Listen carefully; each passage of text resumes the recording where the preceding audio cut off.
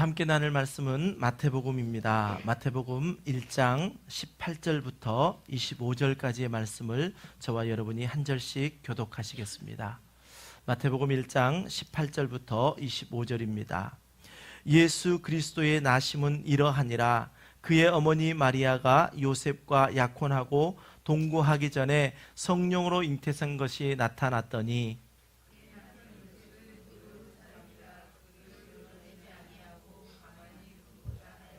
이 일을 생각할 때에 주의 사자가 현몽하여 이르되 다윗의 자손 요셉아, 내 아내 마리아 데려오기를 무서워하지 말라. 그에게 잉태된 자는 성령으로 된 것이라.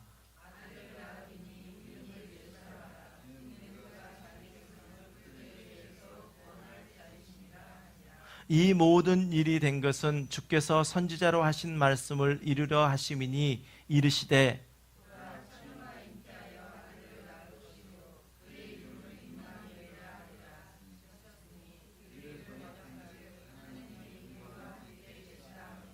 요셉이 잠에서 깨어 일어나 주의 사자의 분부대로 행하여 그의 아내를 데려왔으나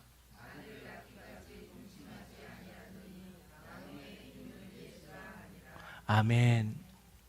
우리 옆 사람과 함께 한번 인사할까요? 잘 오셨습니다. 반갑습니다. 네, 반갑습니다. 네, 감사합니다. 함께 예배하게 된 것을 주님의 이름으로 축복하고, 또 우리가 이 시간 말씀을 나눌 때에 주의 성령이 전하는 저나 또 말씀을 듣는 여러분에게 역사하셔서 말씀이 우리의 가슴에 깊이 새겨지는 그러한 말씀 되어지길 원합니다. 이 자리에 있는 저와 여러분은 예수 그리스도를 다 아는 분들입니다. 그런데 이 자리에 있는 모든 분들이 예수님을 다 똑같이 알고 있다라고 말할 수는 없습니다. 왜냐하면 예수님은 하나님이신 그분이 이 땅에 오셔서 너무나도 크고 위대하신 분이기에 우리가 그분을 다 알 수 없기 때문입니다. 오늘부터는 우리가 마태복음을 살펴보면서 예수님에게 조금 더 집중해 보고 싶습니다. 성경이 66권인지는 다 아시지요? 구약 39권, 신약 27권. 그래서 우리가 39, 27 이렇게 구구단을 외우면 구약은 39권이고 신약은 27권이다. 그래서 총 66권의 성경을 우리가 알고 있습니다. 그런데 이 성경의 66권 각 권마다 성경에서 전하고자 하는 중심적인 주제가 있습니다. 오늘 우리가 살펴보게 될 이 마태복음은 세리였던 마태가 기록하였습니다. 마태가 기록하였는데 과연 언제 시대를 기록했느냐? BC 4세기부터, 즉 예수님이 오시기 전 4세기부터 예수님이 오신 후 AD 33년까지 성경에서 기록했습니다. 그러다 보니 예수님이 오심, 오늘 우리가 읽은 본문처럼 예수님의 나심은 이러하니라 라는 이러한 본문에서부터 시작해서 예수님께서 이제 공생애를 하시고 예수님이 십자가에서 죽으시고 예수님이 부활하시고 승천하시면서 제자들에게 마지막 명령을 하셨습니다. 그거를 우리는 지상 대명령이라고 하는데, 너희는 가서 모든 민족을 제자로 삼아 아버지와 아들과 성령의 이름으로 세례를 베풀고 내가 너희에게 분부한 모든 것을 가르쳐 지키게 하라라고 하셨던 그 지상 대명령까지를 기록하고 있는 것이 마태복음입니다.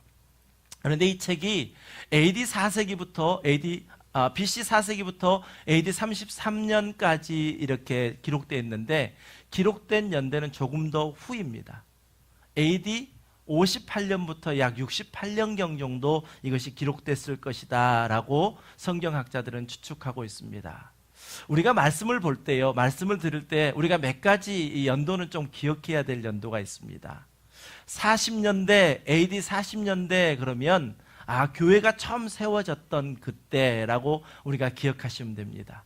그리고 AD 60년대, 이때는 로마의 네로 황제가 황제로 있었던 때거든요. 그러니까 기독교가 엄청나게 핍박을 받았던 때입니다. AD 60년대. 그런데 또 AD 60년대에는 어떠한 일이 있었냐면 예수님의 제자들이 한 사람 한 사람씩 순교당했는데, 이 60년대에 참 많은 예수님의 제자들이 순교당했습니다. 다데오는 62년에, 그리고 베드로는 65년경에, 안드레는 69년경에 이렇게 많은 제자들이 이 60년대에 순교를 당했습니다. 제일 오랫동안 있었던 예수님의 12제자 중에 한 사람은 누구입니까? 사도 요한입니다. 우리가 지난주까지 요한 서신을 살펴보면서 사도 요한이 90년대경에 요한 서신을 썼다라고 이야기하면서 이 90년대 상황이 어떻다고 그랬습니까? 예수님의 제자들이 없다 보니까 복음을 전할 사람이 없었습니다. 이걸 굉장히 큰 일로 생각하고 이제 이 세대들을 불러서 그들에게 복음을 가르치고 그 복음을 배운 이 세대들이 이제 전국을 돌아다니면서 복음을 전하는 일들이 있었습니다. 그 시대가 90년대경, 그리고 약 AD 100년경에 사도 요한이 이제 하나님의 부르심을 받게 되는 것이죠. 40년, 60년, 90년, 그 다음에 우리가 꼭 하나 기억해야 될 연도가 있습니다. 70년대요. 이 70년대에는 예루살렘 성전이 파괴되어 버린 시대였습니다. 그러니 이제 예루살렘이 멸망해 버렸던 그 시대, 얼마나 이스라엘 백성들에게는 충격이었겠습니까? 이러한 시대적 상황을 우리가 잘 적용해 보면요, 마태복음은 교회가 태동되고 난 이후에 교회의 핍박이 극심해졌을 때에 또 예수님의 제자들이 한 사람 한 사람 순교되어져 가는 그러한 순간에, 그러한 즈음에 세리 마태에 의해서 이 성경이 기록됐다라는 것입니다. 70년 이전에 기록됐으니까 예루살렘 성전이 파괴되기 전 그렇게 기록된 책입니다. 자, 그렇다면 세리 마태는 과연 이 마태복음을 통해서 무엇을 전하고 싶었을까요? 이것은 우리에게 참 중요합니다. 우리는 이 성경을 보면서 성경의 1차 독자들이 있거든요. 이 성경을 썼을 때 어떤 사람들이 읽혀지길 원하는 마음에서 그 성경을 썼거든요. 그렇다면 1차 독자가 있습니다. 그러면 2차 독자는 누구입니까? 저와 여러분들입니다. 즉 68년경 정도에 쓰여진 이 성경이 2017년을 살아가고 있는 우리들에게는 이 말씀이 어떻게 적용되어져야 하는가라는 것을 우리는 늘 말씀 가운데 고민해 봐야 된다는 것입니다. 그러니 세리 마태가 이 말씀을 썼을 때에 1차 독자인 유대인들, 즉 유대인들은 어떤 상황에 있었기에 세리 마태는 이러한 말씀을 통해서 예수 그리스도의 복음을 전하고자 했는가라는 것이 우리 가운데 먼저 해석이 되어져야 이 시대 우리를 살아가는 우리들이 과연 그때 당시에 유대인과 무엇이 우리가 닮은 것이 있어서 우리는 이 말씀을 어떻게 받아들이고 이 말씀대로 우리가 삶을 살아야 하는가라는 것을 우리가 알 수 있기 때문에 어떠한 중심으로 누구에게 이 복음서가 쓰여졌는지 우리는 굉장히 중요하다는 것입니다. 마태복음에서 전하고자 했던 주제는 바로 그것입니다. 유대인들은 어떤 사람들이었습니까? 하나님을 너무너무 잘 아는 사람들이었습니다. 그래서 하나님께서 구약에서 말씀하셨던 메시아가 오시리라라는 그 말씀을 철떡같이 믿고 있었던 사람들이었습니다. 마태가 이 말씀을 유대인들에게 전하면서 당신들이 그토록 기다렸던 메시아, 그분이 바로 이 땅에 왕으로 오셨습니다. 그분이 바로 예수님이십니다 라는 것을 말씀하고자 했던 것입니다. 구약에서는 예언했죠.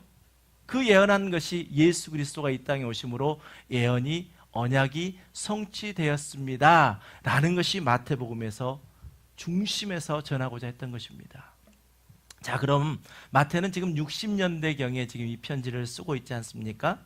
그러면 교회가 태동되고 40년 정도의 교회가 태동됐으니까 한 20여 년이 지난 다음에 교회가 극심하게 지금 박해를 받고 있는데 이때 유대인들을 한번 생각해 보십시오.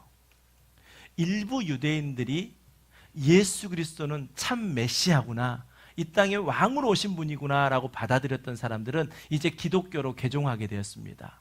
이들을 유대파 기독교인들이라고 이야기합니다. 제가 일부 유대인이라고 말씀드렸지 않습니까? 그렇다면 더 많은 유대인들은 어땠습니까? 예수님을 메시아로 받아들이지 않았습니다. 그러한 상황 가운데서 기독교로 개종했던 유대파 기독교인들은 당초에 있던 유대인들과 얼마나 큰 갈등을 겪었겠습니까? 예수님께서 부활하시고 승천하신 직후 얼마 동안은 이렇게 기독교로 개종한 유대파 기독교인들은요, 회당에서도 예배를 드렸고 그 다음에 예루살렘 성전에서도 예배를 드렸습니다. 그러나 점차 시간이 흘러가면서 기독교와 유대교가 큰 차이를 보이기 시작했고 그 차이 속에서 유대교 전통이 무엇이었습니까? 율법을 지키는 것이었습니다. 그 율법을 지켜야 된다라고 주장하는 이 유대교와 그렇지 않고 오직 예수 그리스도를 믿음으로 구원을 받는다는 이 기독교와는 엄청난 갈등을 겪었던 것입니다. 지금 추석이잖아요. 우리가 좀 더 우리 상황에 좀 더 맞게 여러분들에게 한번 말씀을 드리면 제가 겪었던 일입니다. 아마 여러분들도 거의 겪지 않았을까라는 생각을 합니다. 제사의 문제요. 제사의 문제. 기독교인이 되고 나면서 제사를 지내면 안 된다라는 생각이 여러분들 안에 들어오기 시작했을 것입니다. 저는 어렸을 때 추석 때가 참 싫었습니다. 왜냐하면 성묘를 가야 되는데 어른들은 다 절을 하는데 저는 교회를 다니면서 절을 하면 안 된다고 배웠거든요. 그게 우상숭배다라고 배웠습니다. 그래서 처음에는 어렸을 때 너무 힘들었습니다. 그래서 추석 때 친구들과 같이 놀러 가버리기도 했고 부모님들 그 대열에 빠져서 정말 가기 싫었습니다. 근데 어느 순간부터는 제가 그 추석 성묘 대열에 끼어서 제일 가에 항상 서서 그냥 서서 있었습니다. 기도했습니다. 여러분들 혹시 다 경험해보지 않으셨습니까? 제사의 문제. 우리는 한국적인 유교 사상이 있잖아요. 그래서 부모 공경이라고 하는 부분들을 통해서 제사를 돌아가신 다음에도 제사를 모시는데 그 제사, 그러면 기독교인들에게 참 저 사람들은 버릇없는 사람들이다. 어떻게 부모도 저렇게 존경하지 않느냐라고 기존의 유교 사상을 가지고 있던 사람들이 늘 기독교인들이 된 사람들에게 핍박을 했던 일들.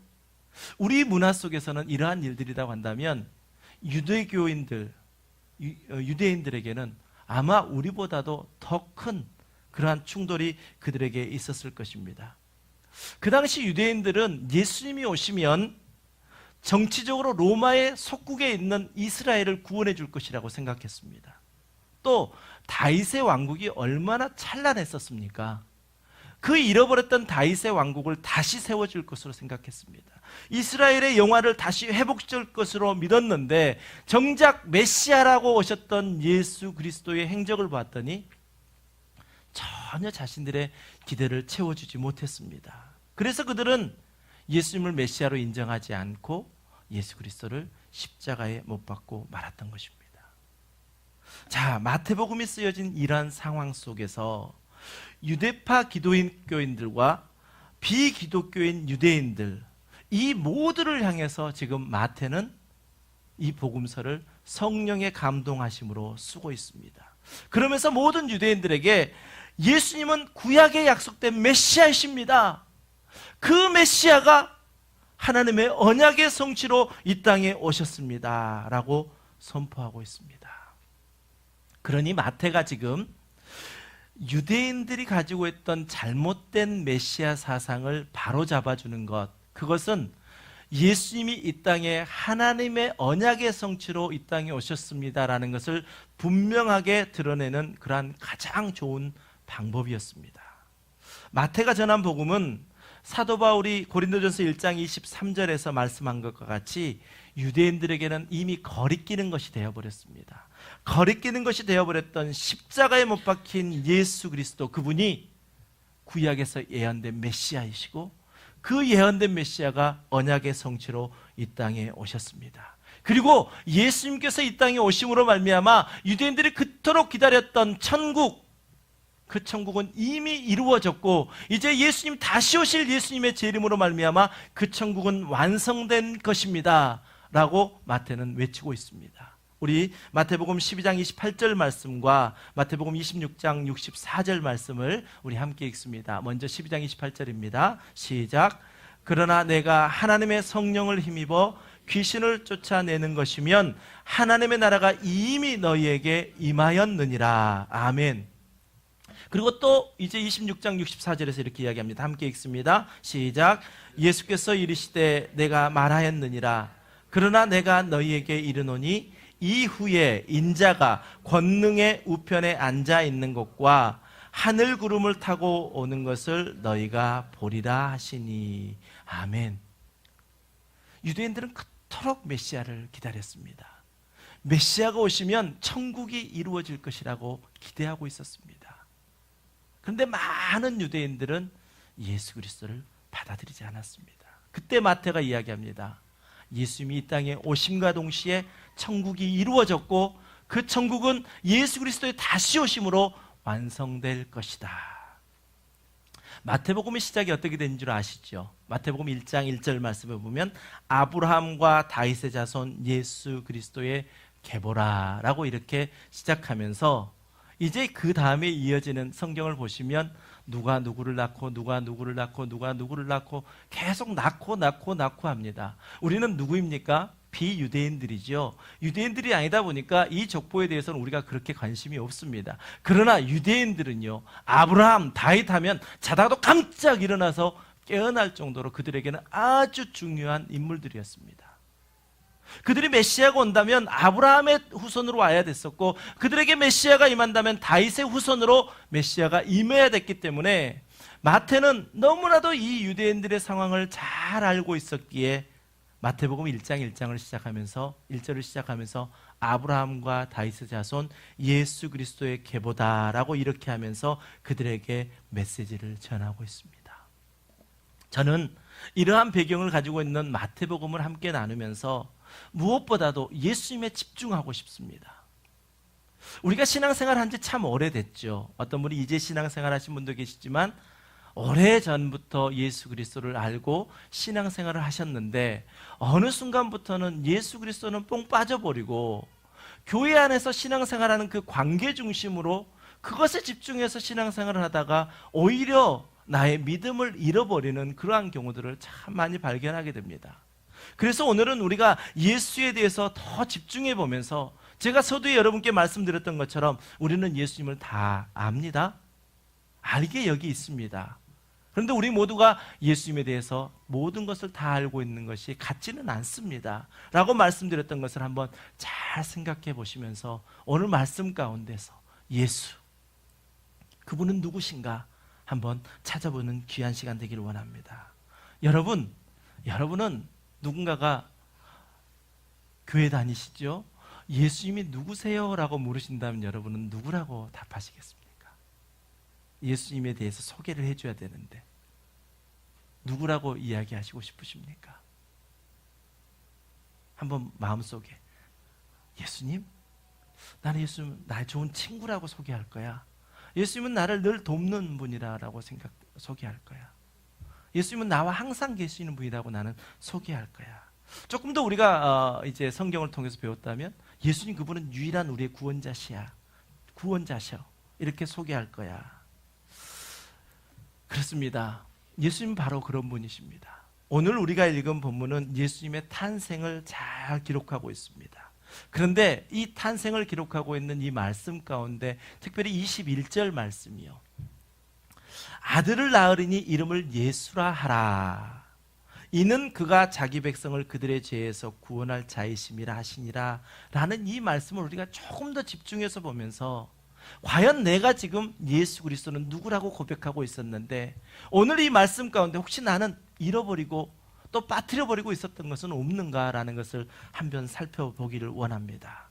첫 번째는요, 예수라는 그 이름은 하나님께서 스스로 지어주신 이름이라는 것입니다. 우리 20절과 21절 상반절까지의 말씀을 함께 우리 입술로 고백합니다. 시작. 이 일을 생각할 때에 주의 사자가 현몽하여 이르되 다윗의 자손 요셉아 내 아내 마리아 데려오기를 무서워하지 말라. 그에게 잉태된 자는 성령으로 된 것이라 아들을 낳으리니 이름을 예수라 하라. 아멘. 누가 예수라는 이름을 지어주셨다고요? 성부 하나님께서요. 성부 하나님께서 아들 예수 그리스도의 이름을 예수라라고 지어주셨다면 우리는 그것이 최고의 이름인 줄 우리는 믿어야 합니다. 누가 그 이름을 지어주셨다고요? 하나님이요. 오늘 성경 말씀에 보면 주의 사자라고 기록하고 있습니다. 이 마태복음을 기록한 마태가 표현하고 있는 것과 또 누가복음에도 예수님의 탄생 소식이 기록되어 있는데 누가복음에 보면 조금 더 다르게 보여집니다. 마태복음은 유대인들을 중심으로 해서 읽혀지길 원해서 썼던 책이라면 누가복음은 저와 같이 여러분같이 이방인들이 읽혀지기를 원해서 썼던 책이거든요. 그러니까 유대인들은 하나님을 너무 잘 아는 사람이잖아요. 이방인들은 하나님을 모르는 사람이잖아요. 그러니까 하나님을 아는 사람에게 예수 그리스도를 전하는 것과 하나님을 모르는 사람에게 예수 그리스도를 전하는 것은 방법적인 면에서 달랐을 것입니다. 우리 한번 누가복음 1장 26절부터 31절까지를 함께 읽으면서 과연 우리가 읽었던 마태복음과 뭐가 다른가 한번 좀 살펴보겠습니다. 시작. 천사 가브리엘이 하나님의 보내심을 받아 갈릴리 나사렛이라는 동네에 가서 다윗의 자손 요셉이라 하는 사람과 약혼자 처녀에게 이르니 그 처녀의 이름은 마리아라. 그에게 들어가 이르되 은혜를 받은 자여 평안할지어다. 주께서 너와 함께 하시도다 하니 처녀가 그 말을 듣고 놀라 이런 인사가 어찌함인가 생각하며 천사가 이르되 마리아여 무서워하지 말라. 내가 하나님께 은혜를 입었느니라. 보라 내가 잉태하여 아들을 낳으리니 그 이름을 예수라 하라. 아멘. 우리가 마태복음을 읽었을 때와 누가복음을 읽었을 때와 좀 다르죠. 누가복음이 좀 더 설명이 좀 더 이렇게 있는 것 같은 느낌 여러분 받으십니까? 특별히 마태복음에서는 주의 사자가라고 기록하고 있는데 누가복음에서는 뭐라고 기록합니까? 천사 가브리엘이. 그러면 주의 사자와 천사 가브리엘은 같은 사람입니다. 그런데 마태복음을 기록한 이 마태는요, 유대인들이 이미 알고 있는 구약 성경 가운데서 주의 사자가라고 하는 것, 즉 앙겔로스 키리우라고 쓰여진 이 말은요, 어떤 말이냐면 여호와의 사자가라는 말입니다. 구약에서는 이 말이 참 많이 나오거든요. 여호와의 사자 그러면 유대인들은 어떻게 인식했냐면 하나님의 말씀을 전해주는 사람, 이러고 분명하게 인식하고 있었거든요. 그러니 주의 사자가 이 모든 일을 알려줬다면 이것은 하나님이 하신 일이구나 라는 것을 분명하게 느낄 수 있었기 때문에 이 마태는 유대인들에게 쓰면서 주의 사자가, 누가복음에서는 뭐라고요? 천사 가브리엘이. 좀 더 이 말씀을 주의 깊게 보신 분은요, 마태복음에서는 요셉에게 말씀하셨다라고 이야기하고 있거든요. 근데 누가복음에서는 누구에게 이야기하십니까? 누구에게 이야기하십니까? 마리아에게 이야기하십니다. 그러면 목사님, 왜 똑같은 성경인데 누구는 요셉에게 말씀하셨다고 누구는 마리아에게 말씀하셨다고 하면 이거 다른 거 아닙니까? 질문하실 수 있습니다. 그런데 여러분, 다른 게 아닙니다. 이것은 상호 보완적입니다. 우리가 오늘 말씀해 보았던 것처럼 요셉은 지금 어떤 상황이었습니까?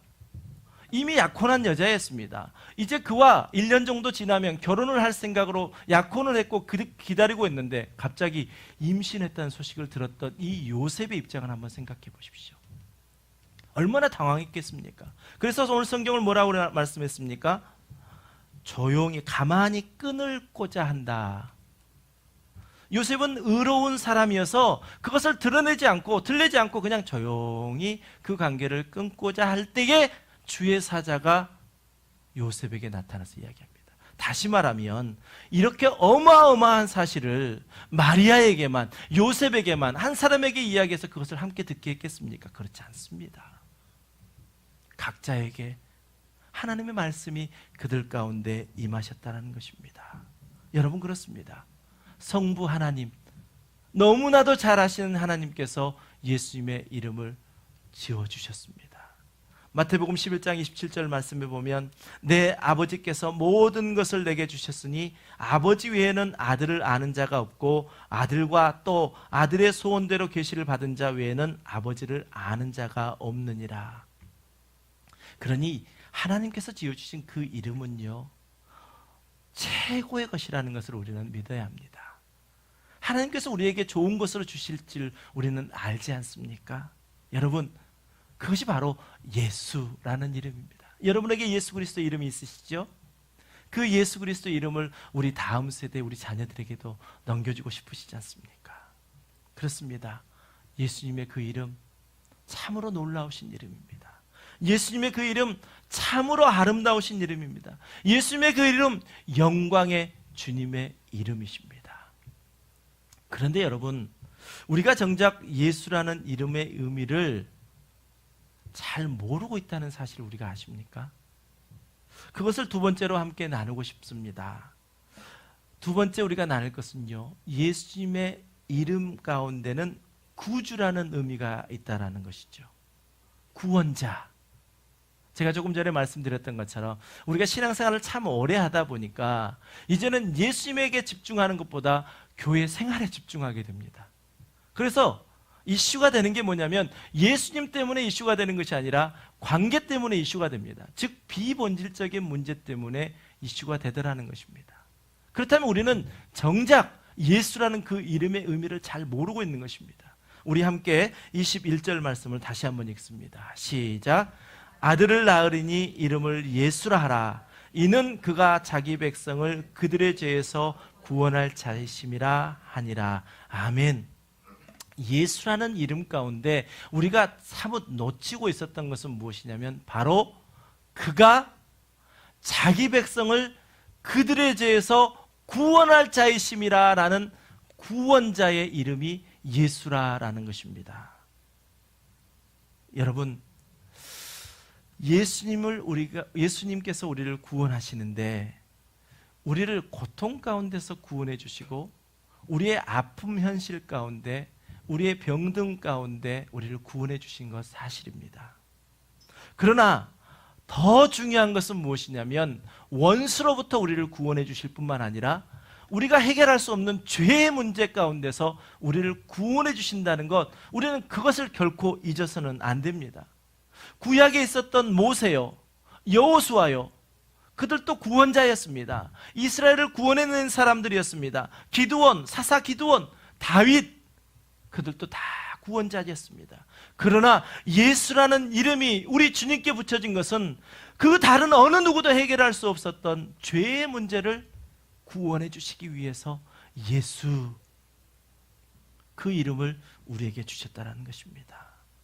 유대인들은 계속해서 구원해 주실 구원자, 메시아, 예수 그리스도, 그 구원자를 기다렸습니다. 그런데 정작 그들이 기다리고 있었던 구원자는 누구였냐면 자신들의 로마의 압제 가운데 자신들의 삶을 해방시켜줄 사람들, 그런 것들을 기다렸던 사람들이었습니다. 그러나 이 땅에 오신 주님은 그 목적을 가지고 이 땅에 오시지 않았습니다. 이 땅에 죄로 말미암아 죽은 영혼을 구원해 주시기 위해서 구원자로 오신 그분이 바로 예수님이라는 사실입니다. 여러분은 예수 그리스도를 믿으시면서 예수님께서 무엇을 해주시기를 원하십니까? 예수님께서 여러분 삶에 무엇을 간섭해 주기를 원하십니까? 지금 여러분 앞에 놓여있는 경제적인 문제요? 여러분과 관계 속에 있는 그 관계에 어그러지는 문제요? 질병이 걸려있어서 그 질병을 해결받고 싶은 문제요? 예수님께서는 지금 우리가 이것 아니면 나 정말 죽겠습니다, 주님 나 이것 좀 도와주세요 라고 하는 것, 그보다 더 큰 문제인 우리의 영혼의 문제, 우리의 죄의 문제, 죄의 싹은 무엇입니까? 사망이었습니다. 죽은 우리를 건져내 주시기 위하여 이 땅에 예수 그리스도를 보내주시고 우리의 구원자로 오신 예수님은요, 우리 앞에 놓여있는 그 어떠한 문제보다도 더 중요한 문제인 우리의 영혼의 문제를, 우리의 영생의 문제를 위해서 이 땅 가운데 오셨다는 사실입니다. 그래서 히브리서 기자는 이 예수님의 구원을 큰 구원이다라고 이야기하고 있고요, 또 영원한 구원이다라고 이야기하고 있습니다. 여러분, 예수님은 바로 우리에게 큰 구원을 주시기 위해서 오셨고 영원한 구원을 주시기 위해서 오셨습니다. 구약 성경의 마지막 성경은 말라기서입니다. 말라기 선지자를 통해서 하나님께서 이스라엘 백성들에게 외쳤습니다. 그리고 난 다음에 하나님께서 입을 딱 다무셨는데 그 다음 이 마태복음의 이야기가 있기까지 얼마나 시간인 줄 아십니까? 400년 동안이나 하나님이 침묵하셨습니다. 그렇다면 자, 이스라엘 백성들, 언약 백성들 입장에서 한번 생각해 보십시오. 구약 성경을 통해서 계속해서 아담이 타락한 이후부터 내가 너를 구속하겠다, 구원하겠다, 너를 영생의 길로 이끌겠다라고 계속 말씀하셨던 하나님이 400년 동안이나 입을 다물어 버리셨다면 4세대가 지나가는 그 가운데 과연 그 구원이라고 하는 약속이 그들 가운데 존재했을까요? 하나님이 구원하시겠다고 했던 그 이야기가 이제는 사라져버린 시대 아닌가? 더 이상 우리에게는 구원이 없는 거 아닌가? 라는 그 시점에 하나님께서는 그때 마태를 통해서 자기 백성을 그들의 죄에서 구원할 자 예수 그리스도를 이 땅에 보내주신다라는 이 음성은, 이 선포는요, 예수 그리스도를 믿는 자들에게, 하나님을 알았던 자들에게, 하나님의 그 구원의 소식을 소망했던 자들에게는 정말 다시 한번 일으켜나는 그러한 소망의 소식이 되었던 것입니다. 여러분, 그 이름이 바로 예수입니다. 우리가 예수 그리스도를 믿지 않습니까? 예수 그리스도를 따라가지 않습니까? 우리 믿음의 공동체 안에서 오직 예수로 살아가자라고 우리 고백하지 않습니까? 예수, 그 이름에는 자기 백성을 죄에서 구원하실 그 구원자의 이름, 그분이 바로 예수님입니다. 우린 참 어지러운 세상 가운데 살고 있습니다. 영적 혼탁감 가운데 살고 있죠. 적그리스도들도요, 예수 그리스도를 높입니다. 적그리스도들도요.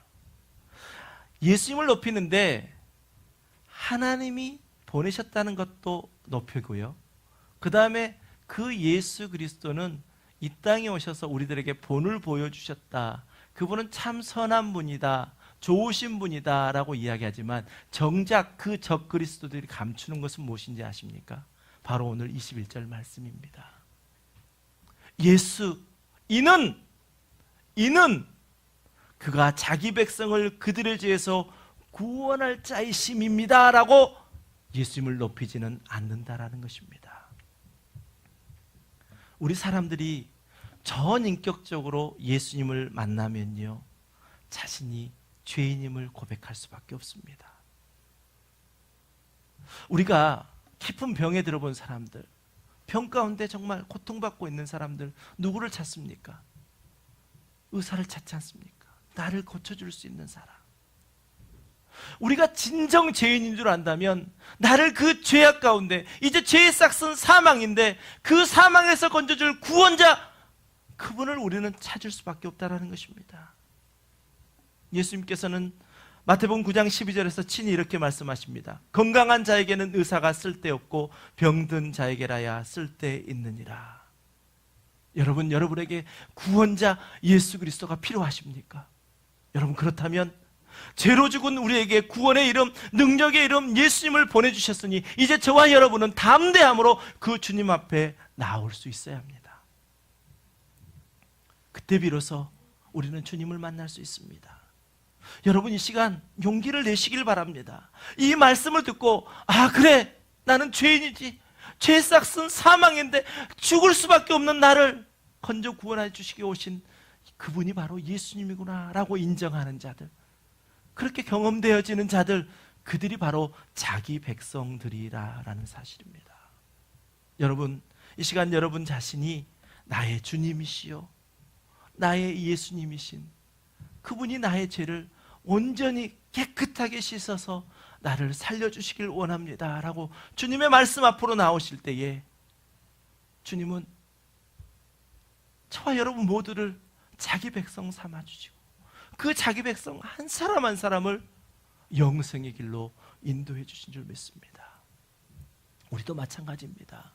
누군가에게 예수님을 전할 때요, 예수님 좋은 분이야, 예수님 교회 와봐, 이 말도 필요하지만 그보다 더 중요한 것은 당신을 죄에서 건져 구원하시기 위하여 오신 분이 예수님입니다 라는 것을 우리는 결코 잊지 말고 전해야 합니다. 사도행전 4장 12절 말씀에 다른 이로서는 구원을 받을 수 없나니 천하 사람 중에 구원을 받을 만한 다른 이름을 우리에게 주신 일이 없음이라 하였더라, 분명하게 우리에게 말씀하고 있습니다. 구약의 그 약속의 말씀이 400년 동안이나 잠잠했을 때 마태복음 3장 2절 말씀에 보면 이제 메시아, 즉 왕으로 오신 우리의 구원자 예수 그리스도를 전파하는 세례 요한, 회개하라, 천국이 가까이 왔느니라 말씀합니다. 여러분, 예수님은 자기 백성을 그들의 죄에서 구원하실 자로 이 땅에 오셨습니다. 그 예수님 앞으로 나오십시오. 여러 군중 속에 그냥 숨어 있지 마시고요. 주님, 나를 받아주시옵소서. 나의 죄의 문제 주님 해결해 주시옵소서. 여러분의 입술에 고백이 있을 때에 주님은 자기 백성, 그 백성들을 그들의 죄 가운데서 온전히 구원해 주실 줄 믿습니다. 저와 여러분, 주님이 안아주시고 주님이 품어주시는 그 삶 속에서 온전히 죄 가운데 깨끗게 씻음받는 영생을 얻는 그러한 하늘 백성 다 되시기를 주님의 이름으로 간절히 축원합니다. 우리 함께 말씀을 생각하면서 이 찬양을 저는 부를 때마다 예수님의 공생애 때 참 수많은 무리들이 예수님을 따랐던 그러한 사람들을 기억합니다. 그러면서 또 말씀이 기억나는 게 무엇이냐면, 예수님이 구원자이신 줄 알고 따르는 자들도 있었지만 그냥 떡을 주고 병고침이 있고 그러한 일들 때문에 그냥 예수님을 따르는 자들도 수없이 많았습니다. 과연 우리는 예수님을 왜 따르십니까? 오늘 이 찬양 가운데 하나님 아버지께서 지어주신 그 이름, 구원자라는 그 예수 그리스도 이름, 그 이름을 높이게 되시기를 주님의 이름으로 축원합니다. 수많은 무리들 줄지어 그분을 보기 위해 따르네. 평범한 모습이신 그분 앞에 모든 무릎이 꿇어 경배하네. 모든 문제들 하나하나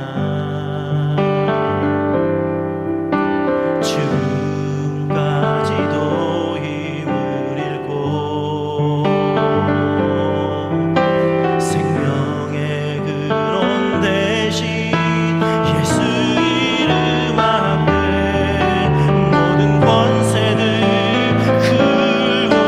굴복하네. 예수 이름 높이세, 예수 이름 높이세. 능력의 그 이름, 예수 이름 높이세. 그분은 구원의 그 이름, 예수 이름을 부르는 자, 예수 이름을 믿는 자, 예수 이름 앞에 나오는 자 복이. 예수 이름 높이세. 능력의 그 이름, 구원의 그 이름,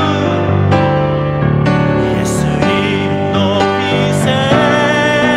능력의 그 이름, 예수 이름 높이세. 구원의 그 이름, 예수 이름을 부르는 자,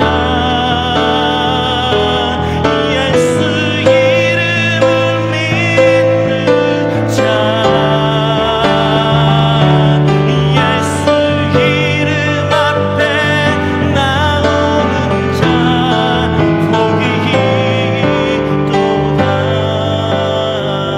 나의 계획이 실패하고 나의 계획이 실패하고 나의 소망이 끊어질 때 삶의 주관자 되신 그분 앞에 나의 무릎을 꿇어 경배하네. 나의 삶을 그분께 맡길 때 비로소 나의 마음 평안해.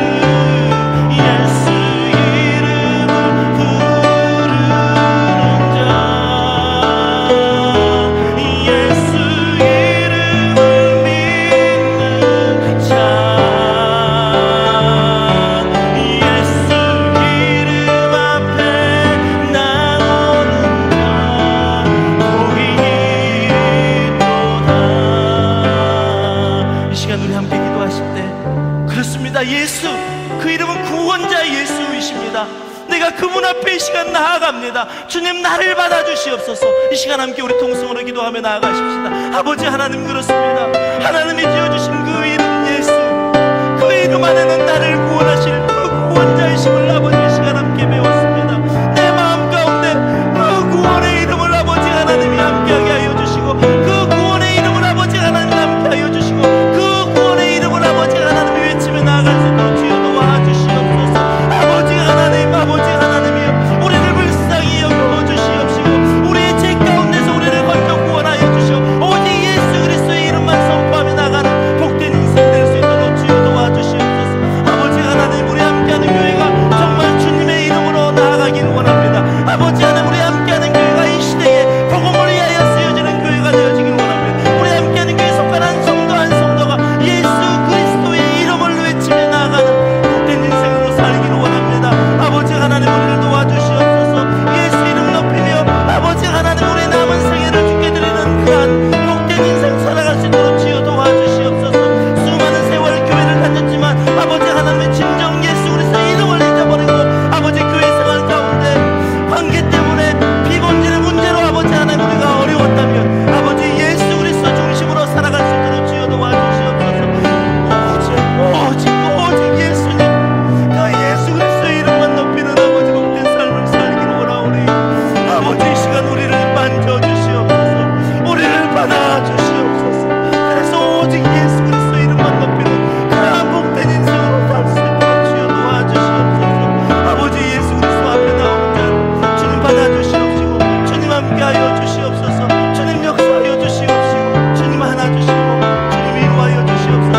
주님 함께하여 주시기를 원하오니 주님 도와주시옵소서. 오직 주님만 바라보며 주님 함께하여 주시옵소서. 예수 이름 높이세, 예수 이름 높이세, 능력의 그 이름, 예수 이름 높이세, 구원의 그 이름, 예수 이름을 부르는 자, 예수 이름을 믿는 자, 예수 이름 앞에 나오는 자 복이 있도다. 능력의 이름, 구원의 이름, 그 이름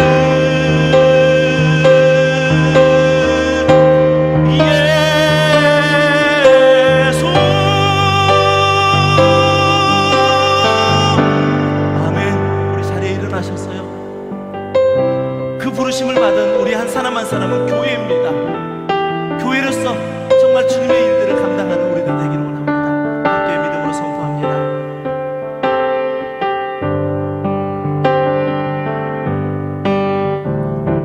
우리는 주의 움직이는 교회, 이곳은 주님 위한 자리, 내가 기도하는 모든 땅 위에서 하나님 예배받은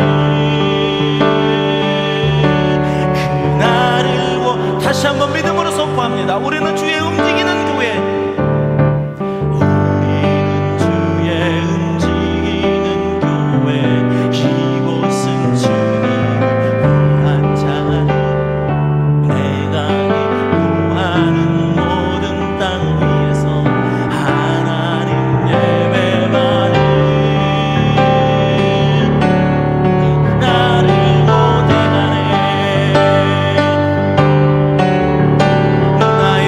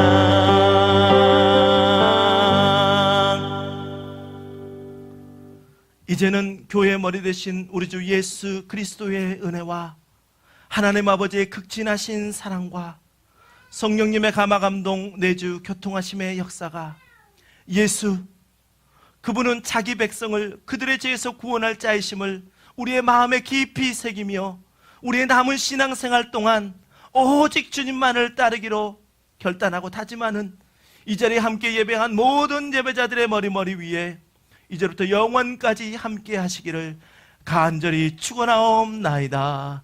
아멘.